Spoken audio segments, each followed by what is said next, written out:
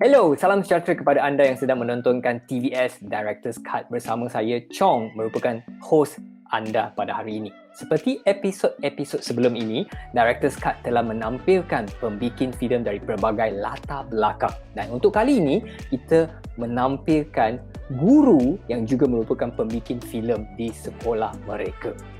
Saya dah tersebut mereka. Dengan kata lain, kita ada lebih daripada seorang tetamu yang kita akan tampilkan kali ini. Dan siapakah mereka? Mari kita menontonkan witi mereka.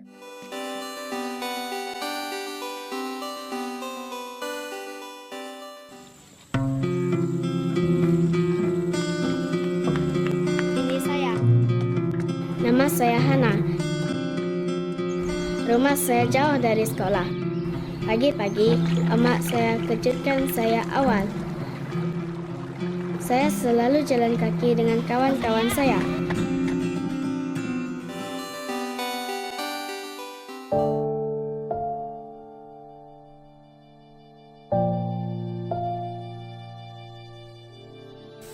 Pak, kenapa tanaman kita tidak menjadi?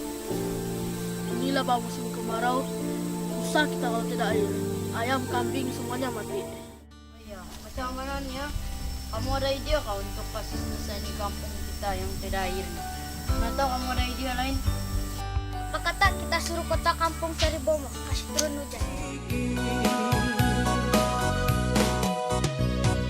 Oi tambalu kau nawiki kada ketingayaman hinonggo otadonto baikura koposionto isai gatitinanto.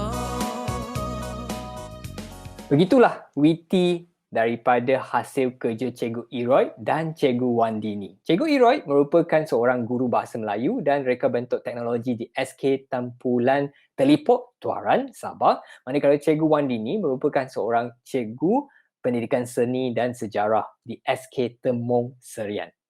Terima kasih kerana sudi menyertai kami, Cikgu Iroy dan Cikgu Wandini. Hai Cikgu. Hello. Oh, hai.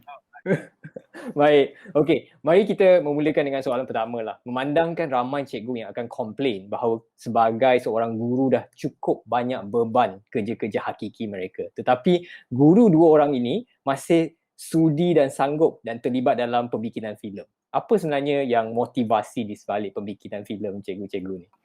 Sewaktu sebelum posting, kita menjalankan program KPLI, saya di IPG Kota Samarahan, IPG Tun Abdul Razak. Dan saya masih teringat kata-kata lecturer. Dia kata begini, bagus kamu menjadi seorang guru yang luar biasa berbanding yang biasa-biasa sahaja. Itu prinsip yang saya pegang sebab kita tidak mahu jadi satu rutin bangun pagi, pergi kelas, mengajar, kemudian balik daripada sekolah dan rutin begitu berlaku setiap hari dan ia sesuatu yang agak membosankan. Jadi pada saya atas dasar itulah kita kena sahut cabaran, untuk menjadi seorang guru yang bagus. Pada saya kita kena menjadi seorang yang luar biasa.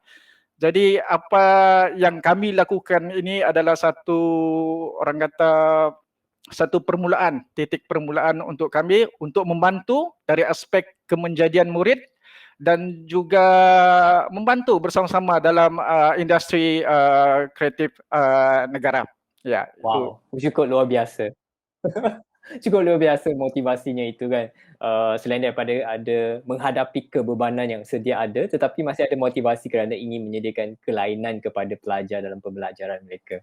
Bagaimana dia pula dengan Wandini, Cikgu Wandini? Dia minat saya dari kecil dan dari kecil dalam tahun 3, tahun 4 kan. Memang minat. Dan kadang-kadang main dengan adik-adik pun main kat katil macam tu. 3, 2, 1, action. Okay, pukul, tumbuk. Dia main macam tu. Main dari kecil. Saya rasa mungkin terpengaruh dengan making of apa. Mungkin Jackie Chan ke apa. Tak pasti. Dari situ saya jadi minat. Cerita Betul. macam Jackie Chan, My Style, My Story, Bowfinger, Ed Wood yang buat-buat. Satu lagi motivasi mungkin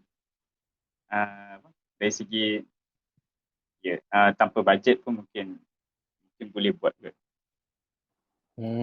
Kalau Okey. minat, kalau ada minatnya. Okey. Maksudnya nak buktikan bahawa tak ada bajet pun masih boleh buat, yang penting ada minat. Sebab setahu saya, Cikgu Wandi ni dari kecil lagi sebenarnya dilatih oleh bapa yang juga merupakan seorang guru bahasa Inggeris yang banyak membaca komik, begitu juga menonton filem yang pelbagai jenis sehingga hari ini terpengaruhnya Wandi ni untuk menghasilkan filem sendiri. Adakah itu cikgu mengubah cara pengajaran cikgu untuk mengintegrasikan itu sebahagian daripada pengajaran cikgu? Okay, Macam mana cikgu integrasikan filem pendek dalam pengajaran cikgu? antara beza waktu mengajar dan waktu buat bikin shot ni adalah satu, bila buat shot ni jumlah tak ramai, tak sampai suku murid pun, dalam 4 orang, 5 orang. Dalam kelas biasa 40 lebih orang, jadi suara terpaksa kuat. Saya jenis suara tak apa kuat, jadi mungkin waktu kelas tu agak mencabar juga sebab ramai. Setahu saya Cikgu Eroy pula merupakan guru untuk bahasa Melayu di sekolah sendiri kan. Jadi apa yang cikgu buatkan dengan pengajaran yang melibatkan filem untuk pelajar? Macam di sekolah saya, kami ada buat satu projek yang kami namakan sebagai projek filem dalam pendidikan. Baik. Dalam pengisian projek filem dalam pendidikan ni, apa yang kita lakukan adalah yang pertama kita review filem. Review filem pendek lah.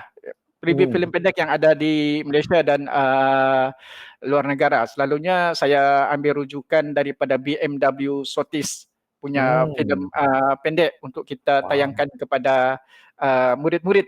Okay. Tetapi kita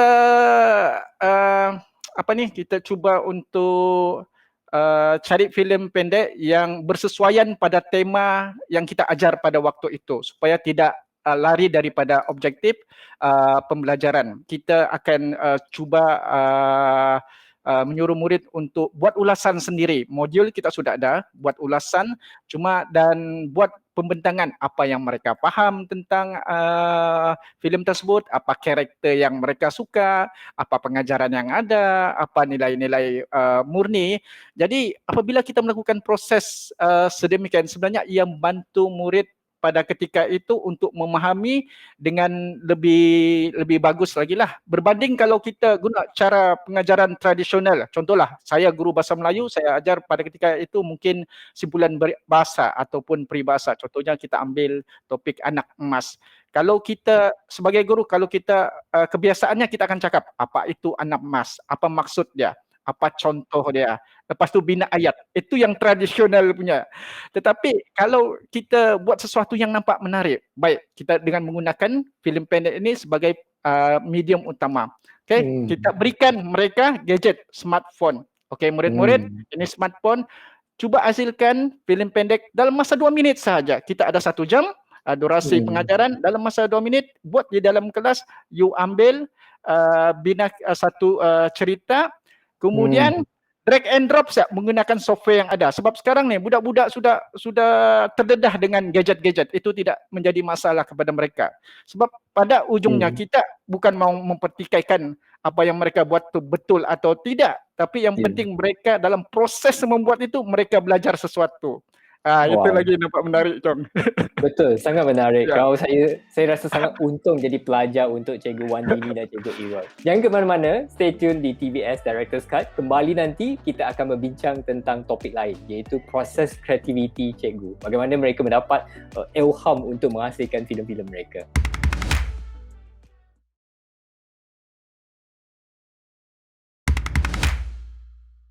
Terima kasih kerana masih bersama kami di TVS Director's Cut dan adanya Cikgu Eroy dan Cikgu Dini yang berasal dari Sabah dan seorangnya typing dan kini bertugas di Sarawak. Dan kita akan bincang dengan mereka proses-proses kreativiti mereka kerana keberadaan mereka yang ada di daerah yang berbeza dengan daerah asal mereka maupun negeri asal mereka, adakah ini mendatangkan sumber inspirasi kepada mereka dalam penghasilan filem-filem yang telah mereka hasilkan?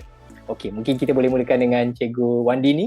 Adakah idea itu datang adanya sumber inspirasi dari keberadaan di Sarawak? Sebelum saya di Sarawak, di mana-mana memang saya biasa saya tulis berdasarkan props atau lokasi yang yang boleh akses. Contoh waktu video pertama yang saya upload di YouTube, video kamera. Video tu saya buat lebih pada nak eksperimen dengan shot kamera. Jadi tajuk pun literally kamera. Jadi dia banyak kamera tu diletak di mana-mana. Pop-pop saja macam nak exercise dengan editing dan shot kamera. Dekat situ dia spontan. Dan saya buat tu sebab mudah akses. Saya tumpang skuter kawan untuk ke tempat tu. Jadi saya dapat buat. Macam sekarang pun kalau di Sarawak, berdasarkan lokasi yang terdekat. Kalau macam jejakmu memang di sekolah. At least di sekolah. Hana di sekolah, Cikgu Hana yang rotoskop semua di sekolah. Cuma dia background je, ditukar-tukar. Macam SK Temong, first saya sampai, saya parking di depan parkir sekolah. Memang saya nampak satu dinding yang besar warna hijau. Dinding bilik guru. Dia nampak dinding tu dalam kepala dah. Saya memang dah ambil gambar tangan. Dengan hijau. Hijau ni cantik, memang kontra. Memang boleh pergi jauh. Jadi saya guna tu untuk shot Hana, untuk Cikgu Hana dan yang lain. Dia jadi green screen. I see. Ada orang pernah tanya soalan macam apa? Kenapa kau guna bahasa Melayu, kau nak hantar ke luar ke apa, tapi kenapa tak guna bahasa Inggeris ke apa? Saya bagi tahu. Kalau kita tak guna bahasa kita, siapa lagi yang nak guna? Takkan orang putih tiba-tiba nak buat filem bahasa Melayu, cakap bahasa Melayu, pelik tak? Jadi kita sendiri kan pada masa sama pelik juga. Kenapa kalau kita nak buat cerita tentang guna bahasa lain, tapi bunyi awkward, bunyi pelik. Bagaimana pula dengan Cikgu Eroy? Saya rasa Cikgu Eroy juga ada cerita yang sangat menarik kerana filem-filemnya banyak berasal daripada budaya tempatan. Boleh Cikgu kongsikan? Kalau dari segi ilham ni, sebab sekolah saya ni sekolah luar bandar, kawasan terletak di kawasan atas bukit. Jadi ilham tu biasanya datang daripada ekosistem kampung itu sendiri. Di mana ada lembah, ada hutan, masyarakat yang majmuk. Jadi perkara-perkara itulah yang memberi inspirasi lah kepada kami untuk menghasilkan filem pendek. Saya ambil contoh filem kami yang pertama pada tahun 2015 iaitu Puasa Adam. Puasa Adam ni cerita dia sangat simple. Dia menceritakan tentang seorang budak yang baru first time belajar berpuasa. Tetapi karakter budak itu adalah dia baru memeluk Islam lah. Dia baru memeluk Islam. Baik, Chong. Uniknya di Sabah ni, kalau kita lihat dari satu sudut yang lain, dari segi keharmonian, kita di Sabah ni, kalau ada dalam satu keluarga itu, dalam keluarga itu ada Islam, ada agama lain, ada Kristian, dan ada juga yang tidak beragama, agama pagan. Tetapi mereka hidup dalam keadaan yang harmoni. Tidak ada apa-apa sentimen-sentimen yang boleh melukakan hati mana-mana agama ataupun bangsa. Jadi itulah kita cuba mengangkat nilai-nilai sebegitu supaya orang luar boleh lihat bahawa itulah keunikan di Borneo. Bukan saja di Sabah tetapi di Sarawak juga. Kemudian pada tahun 2018 kita menghasilkan Tuhau vs Zombie. Ilhamnya daripada makanan tradisional. Orang dusun lah Tuhau tu. Konon-konon Tuhau itu adalah antidot bagi penawar kepada makhluk zombie.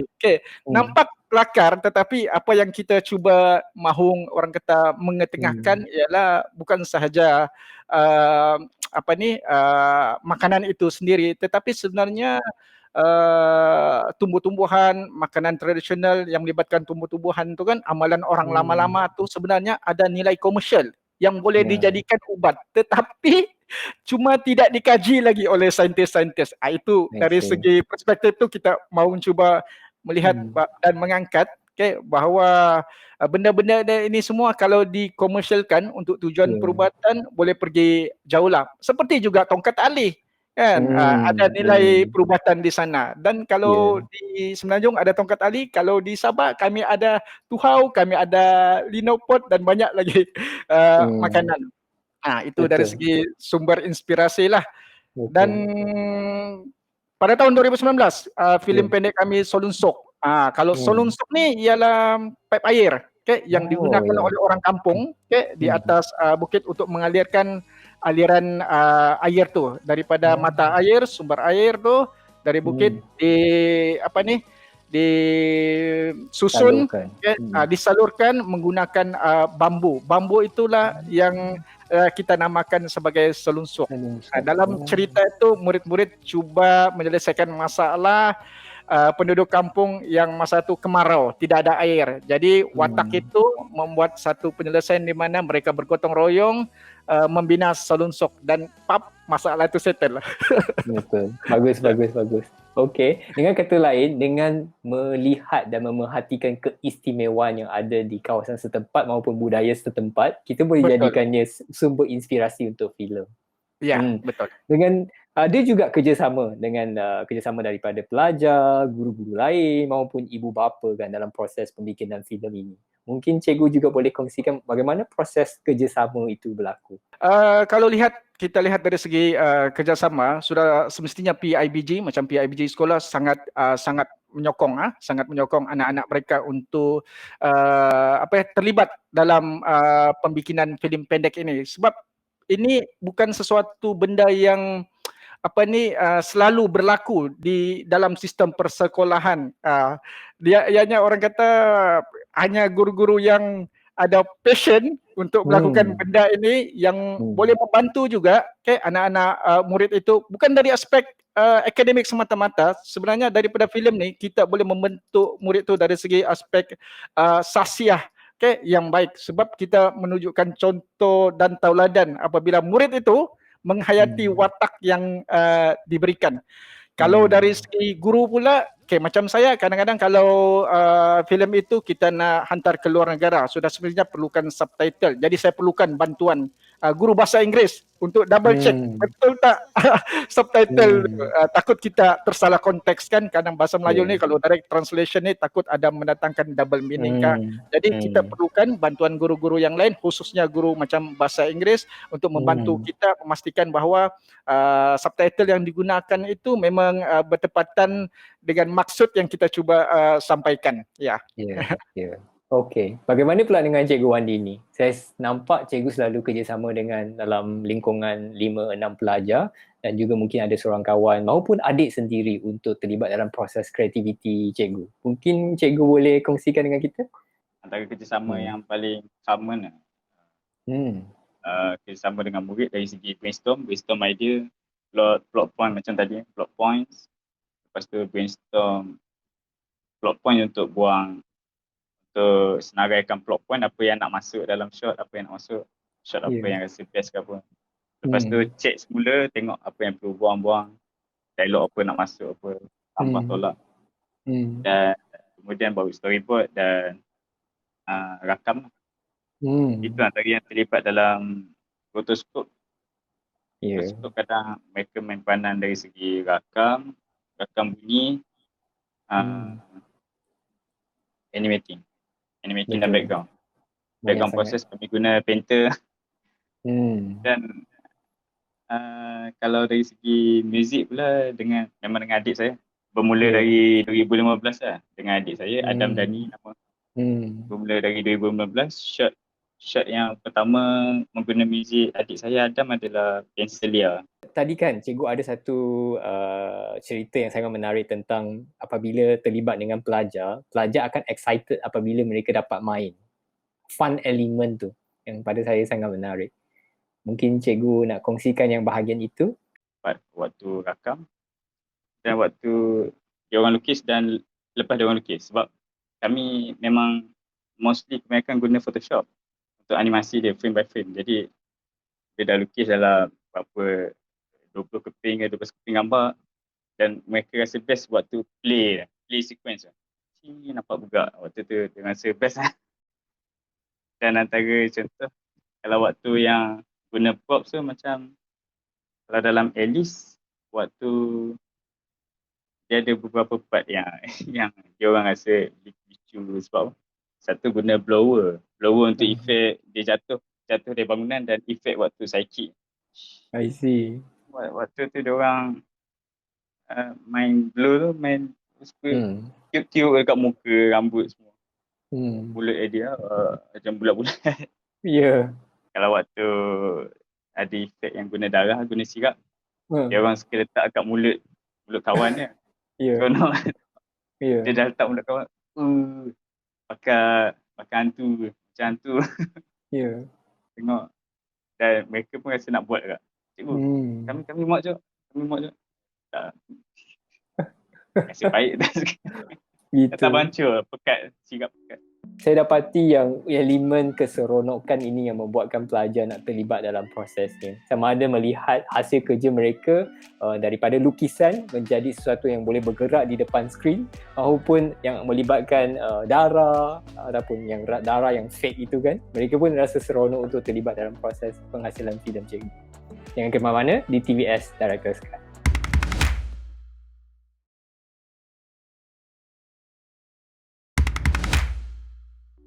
Selamat kembali bersama saya, adanya Cikgu Iroid dan Cikgu Wandi ni. Mungkin Cikgu boleh kongsikan dengan kita lah apa harapan Cikgu ataupun projek-projek yang akan Cikgu lakukan secara ringkas.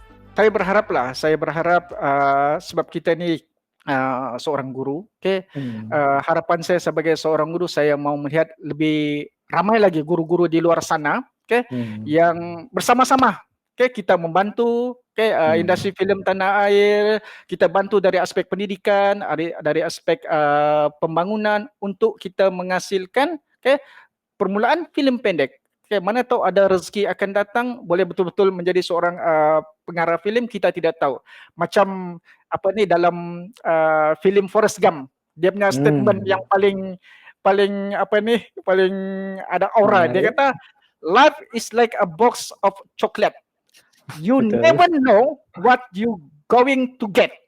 Macam kami ni, kami guru tidak sangka boleh berada bersama-sama dalam industri kreatif sebab kita mencuba. Kalau kita tidak mencuba, kita tidak tahu macam mana potensi kita, sejauh mana kita boleh pergi. Jadi harapan saya semua pihak, mari kita duduk semeja, KPM, Finas, mana-mana badan industri, tolong kami sekolah-sekolah untuk kita sama-sama membangunkan industri filem tanah air kita. Filem kita, wajah kita. Baik. Okey, saya akan kembali kepada Cikgu Dini lah. Mungkin apa pendapat Cikgu dengan harapan Cikgu dengan industri perfilman kita? Untuk harapan saya rasa kalau boleh seluruh pihak kalau dapat gambling tenaga, contoh macam kami di sekolah, terutama di luar bandar, memang sedia maklum, memang bajet macam saya tak ada bajet macam tu. Ya, boleh sumbangan bantuan sikit kamera sound yang bagus sikit. Kalau boleh bantu dari segi tu, props ke equipment. Kamera yang ada pun kamera biasa, kalau rosak pinjam kamera kawan je. Kamera handphone apa ganti. Dan satu lagi kalau boleh improve dari segi internet, sebab internet ni penting, terutama dari segi kami nak research gambar dan maklumat berkaitan, sebab kami menghasilkan animasi rotoskop, dan rotoskop biasa kami rakam background memang kosong, background hijau, jadi perlu reference tu untuk buat lokasi-lokasi. Macam Hanabi kami buat lokasi di Jepun, di airport, jadi perlu internet untuk research tentang lokasi-lokasi tu. Saya harap semangat yang ada pada Cikgu ini akan disampaikan kepada penonton yang ada di luar sana. Jadi terima kasih banyak-banyak kepada Cikgu Iroid dan Cikgu Wandi. Terima kasih banyak-banyak.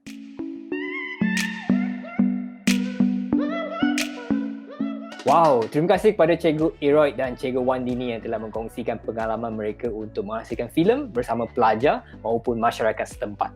Dan mereka juga kongsikan tentang harapan dan halangan yang sedia ada.